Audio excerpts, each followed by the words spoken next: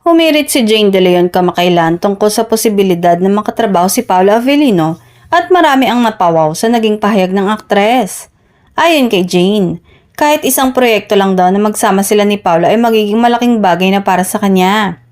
Agad itong umani ng atensyon mula sa fans dahil hindi maitago ng aktres ang paghanga sa kakayahan at presence ng aktor sa bawat proyekto nito.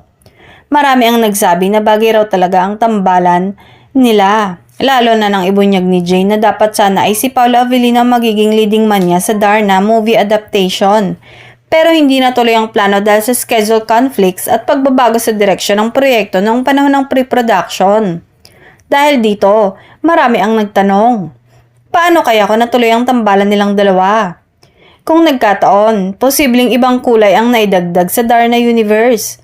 Dahil kilala si Paolo sa intense at mature performances na siguradong magbibigay ng ibang dynamics sa karakter ni Jane bilang bagong Darna. Marami tuloy sa netizens ang napa-imagine kung ano sana ang naging chemistry nila sa big screen. Lalo na't parehong versatile at dedicated sa craft ang dalawang artista. Sa kasalukuyan, parehong busy sina Jane at Paolo sa kanilang proyekto. Ngunit hindi nagsasara ng pintuan ang aktres. Binigyan diin niya na bukas siya sa anumang genre, romance, action o fantasy. Basta makatrabaho si Paolo kahit sa isang standalone project.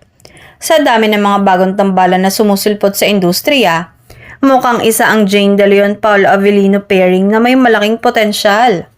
Kung mabibigyan ng mga network o film producers, posible itong maging isa sa pinaka-inaabangang collaboration sa showbiz.